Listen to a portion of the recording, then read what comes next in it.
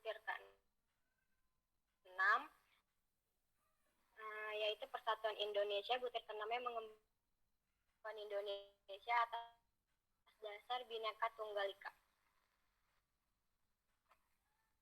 Ada sila ketiga Persatuan Indonesia, memiliki nilai persatuan dan kesatuan. Persatuan dan kesatuan yang dimiliki oleh bangsa Indonesia sangatlah berperan penting dalam keutuhan bangsa Indonesia.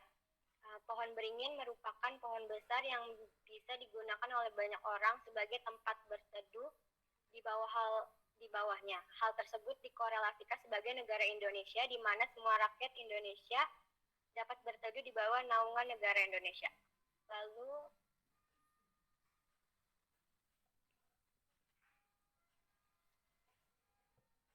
Lalu ada contoh penerapannya. Yang pertama, toleransi antar agama.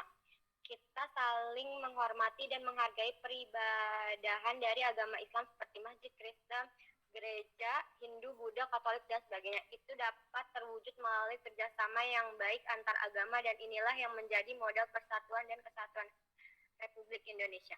Yang kedua, mendahulukan kepentingan bersama. Mendahulukan kepentingan bersama dibandingkan kepentingan pribadi, yang bermaksud mementingkan suatu urusan bersama dibandingkan dengan urusan pribadi. Misal, kita lebih memilih untuk bergotong royong bersama warga kampung dibandingkan dengan membaca koran. Lalu selanjutnya yang ketiga ada memelihara ketertiban dunia dan perdamaian abadi dan keadilan sosial. Yaitu kita sebagai warga negara Indonesia harus mampu memelihara ketertiban yang ada di negara ini, yang harus dilandasi pada kemerdekaan seperti kemerdekaan berpendapat, lalu harus damai dalam memelihara ketertiban negara. Selain itu juga harus sesuai dengan asas-asas sosial yang ada. Contohnya adalah tidak membuat kerusuhan, selalu menjaga kedamaian dan ketentraman, tidak ada lagi yang korupsi. Lalu yang keempat, mengembangkan sikap menghargai orang lain. Sebagai makhluk sosial, kita tidak dapat hidup sendiri. Oleh karena itu, kita harus saling menghormati dan menghargai, seperti contohnya menghargai pendapat teman yang berbeda dengan pendapat kita, saling menyapa, tidak memaksakan kehendak teman, tidak menghina teman yang berkekurangan. Lalu yang kelima, tidak menimbulkan keributan atau perselisihan antar masyarakat. Contoh, tidak mengejek atau menjelek-jelekan teman yang memiliki suku, agama, dan ras yang berbeda.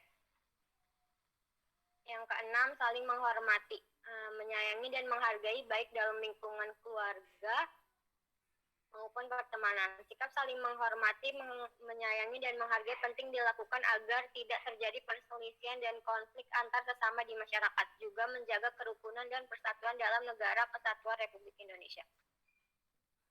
Lalu ketujuh, tidak memaksakan kehendak kepada orang lain. Bahwasannya sesuatu atau apapun yang dilakukan oleh manusia tidak boleh memaksakan kehendak yang lainnya dalam kehidupan agar terciptanya masyarakat yang harmonis dan berkeselarasan dan mencegah konflik. Akibatnya jika dapat diterapkan dengan efisien dan maksimal, maka sikap positifnya dapat dirasakan di masyarakat. Lalu kedelapan, menumbuhkan rasa mencintai tanah air dan berusaha menjaga nama baik Indonesia. Contohnya adalah menggunakan produk buatan Indonesia.